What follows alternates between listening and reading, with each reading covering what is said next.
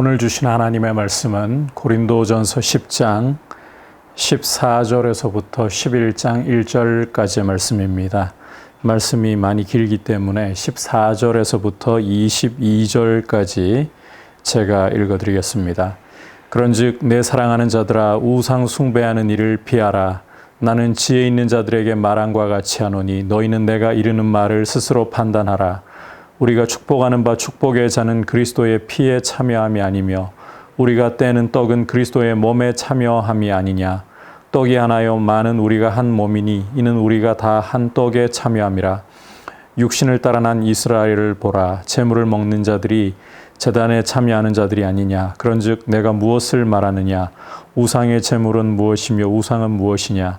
무릇 이방인이 제사하는 것은 귀신에게 하는 것이요 하나님께 제사하는 것이 아니니 나는 너희가 귀신과 교제하는 자가 되기를 원하지 아니하노라.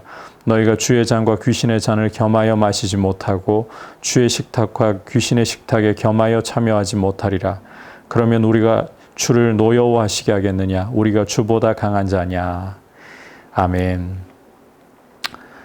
오늘 이 고린도전서 10장 14절에서부터 11장 1절까지의 말씀은 이 우상 숭배, 우상의 제물을 먹는 문제와 연결이 되어 있습니다. 앞서 사도 바울은 10장 1절에서부터 13절까지에서 고린도 교회 성도들이 과거 이스라엘의 모습, 출애굽 1세대의 모습을 통해서 본보기를 제대로 삼을 것을 말씀을 했었죠. 그래서 출애굽 1세대들이 구원의 은혜를 경험하고 또 하나님 아버지께로부터 오는 이 신령한 은혜를 맛보았음에도 불구하고 그들 중 다수가 광야에서 멸망했던 이것을 본보기로 삼아서 악을 행하지 말라. 선줄로 아는 자는 넘어질까 조심하라. 그러면서 동시에 사람이 감당할 시험 밖에는 너희에게 당한 것이 없다. 그렇게 말씀하는 것을 보았습니다. 이렇게 말씀을 하면서 사도 바울은 이제 14절에서 구체적인 이야기를 합니다. 오늘 말씀이 보면 8장에서 시작된 말씀이 계속 이어져 오고 있는 것입니다. 우상의 제물을 먹는 문제와 연결되어 있는 것입니다. 그런데 단순히 그 우상의 제물을 먹는다 이 정도에서 우리가 말씀을 이해하기만 하면 다소 어려운 면이 있고요. 우상의 제물을 먹는다는 것은 제가 어제 시간에도 말씀을 드렸지만 이 고린도 교회 성도들이 이제 이전에 예수님을 믿기 전에 신전에 가가지고 제사를 지내고 그 후에 이어지는 연회에 참석했던 그 옛적의 그런 관행들을 이어가고 있는, 이제는 그리스도 안에서 영광의 자유를 얻었다, 복음의 자유를 얻었다 이러면서 우상 그거 아무것도 아니야, 하늘에나 땅에나 하나님 외에 다른 신이 있는 것도 아니고, 그러니까 우리는 자유로움을 가지고 신전에 가서 그 연회에서 음식 먹는다고 우리가 우상 섬기는 것도 아니고 괜찮아, 이렇게 정당화하는, 이 자신이 나름대로 복음에 대해서 알고 있다고 생각하는 그 알량한 지식을 가지고 그렇게 신전에 가서 연회에 참석하는 이런 문제를 다루고 있는 겁니다. 그래서 사도 바울은 이 이스라엘의 과거 모습을 본보기로 삼아가지고 우상 숭배하는 일을 피하라.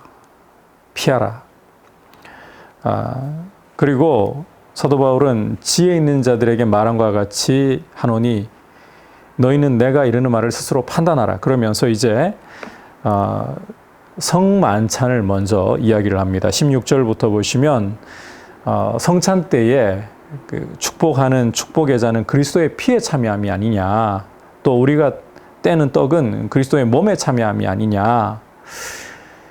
이 성만찬에서 이 잔을 받아서 마시고 이 떡을 떼서 먹는 것이 그리스도의 몸에 참여하는, 이런 일이라는 거예요. 그리고 또 16절을 보면 육신을 따라 난 이스라엘을 예로 들어가지고 재물을 먹는 자들은 그 제단에 참여하는 것이 아니면 무엇이냐. 그래서 자 19절에 우상의 재물은 무엇이고 우상은 무엇이냐 이렇게 사도 바울이 질문을 던지면서 생각하게 만들죠. 20절부터 그러면서 구체적으로 이제 이야기하기를 무릇 이방인이 제사하는 것은 귀신에게 하는 것이요 하나님께 하는 것이 아니다. 그래서 나는 너희가 귀신과 교제하는 자가 되기를 원하지 않는다. 이 신전에 가가지고 그 제사를 이방 신에게 제사를 지내는 결국 귀신에게 제사 지내는 것이나 다름없는 것이죠. 이런 곳에 가가지고 나는 뭐 우상은 아무것도 아니라고 생각하니까 뭐 신전 가는 것쯤이 아무 상관없어. 아니라는 거예요. 그 우상에게 이방 신에게 이 귀신에게 제사하는 곳에 가가지고 그곳에서 제사 지내는 사람들 틈바구니에 끼어서 있다가 연회에 참석해가지고 자기 배를 불리는 이런 짓은 귀신에게 제사하는 행위나 다를 바가 없다. 왜냐하면 그 귀신의 제사 이후에 이어지는 연회에서 그들은 그 귀신에게 제사하고 귀신에게 참여하는 연회잖아요. 성만찬에 우리가 참여하는 것은 단순히 그냥 음식 먹는 것이 아니라 그리스도의 살과 피에 참여하는 것이듯이 이 귀신의 연회에서 음식을 먹는 것은 결국 귀신과 교제하는 일에 참여하는 일이라는 거예요. 그래서 사도 바울은 나는 너희가 귀신과 교제하는 자 되기를 원치 않는다. 너희가 주의 잔과 귀신의 잔을 겸하여 마시지 못하고 주의 식탁과 귀신의 식탁을 겸하여 참여하지 못하리라. 너희가 예수를 믿어가지고 지금 주의 몸에 성만찬에 참여하면서 주의 몸에 참여하는 이들이 신전에 가가지고 그 귀신의 연회에서 귀신과 교제하는 자들이 되려고 하는 게 마땅한 일이냐. 우상 숭배하는 일을 피하라. 자, 그 다음에 이제 23절부터는 모든 것이 가하나 모든 것이 유익한 것이 아니요 모든 것이 가하나 모든 것이 덕을 세우는 것은 아니니. 자, 제가 앞서 이 부분에 대해서 설명을 드린 기억이 있으실 거예요. 모든 것이 가하다. 이것은 고린도에서 유행하는 하나의 슬로건이었습니다. 표어였습니다. 고린도 사람들은 모든 것이 가하다. 이런 자유분방하고 아주 이 정욕에 충실한 모습이었다는 거예요. 이 사도 바울이 모든 것이 가하다고 말하는 것이 아니라 고린도 사람들의 슬로건을 이야기하는 거예요. 우리말 번역이 좀 애매하게 되어 있습니다. 모든 것이 가하다고 표를 내세우고 있지만 사도 바울은 모든 것이 유익한 것이 아니고 모든 것이 덕을 세우는 것이 아니다. 그래서 이제 우상의 제물에 대해서 좀 더 구체적인 이야기를 하는데 이제 우상의 이 제물을 먹는 문제에서는 이제 남의 덕을 세우기 위해 먹어야 한다는 거예요. 그래서 25절을 보면 시장에서 파는 것.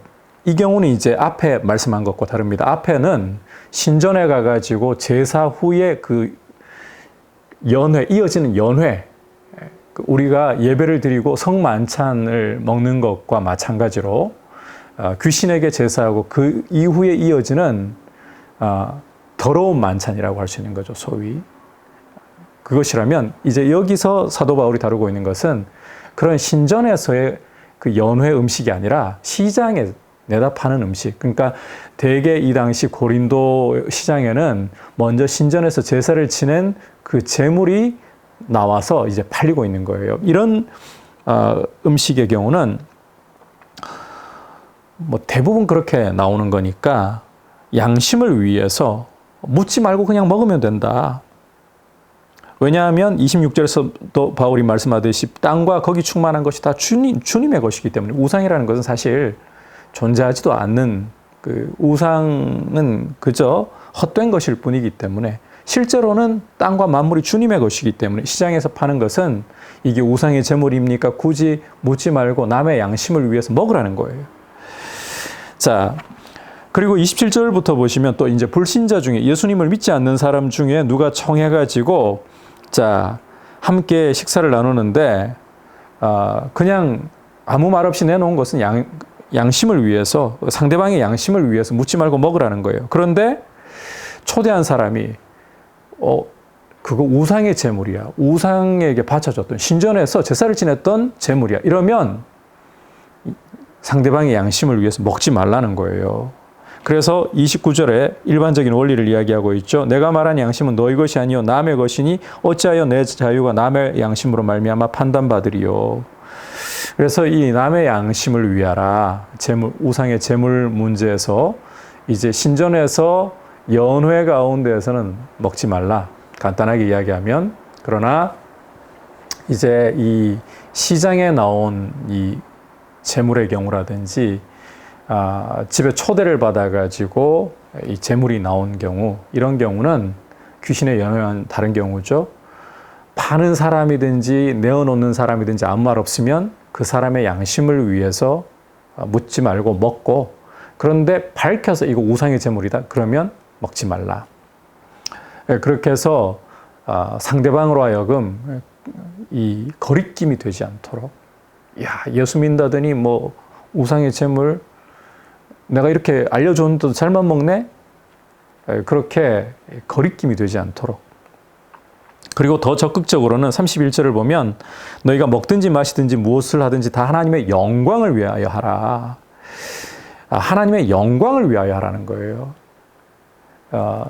하나님의 영광을 위하여 하는 것, 이것이 삶의 중요한 기준이 되어야 한다는 거예요. 하나님의 영광이 되는가, 그리고 다른 사람의 양심에 거리낌을 주지 않는가. 자, 그래서 33절을 보면 결국 이런 문제, 먹고 마시는 이런 문제에서는 다른 사람에게 유익을 구하려고 하고 걸림돌을 놓지 말아서 그들로 하여금 구원 얻도록, 그래서 하나님께 영광을 돌리도록 이렇게 하라. 이것이 일반적인 원리입니다.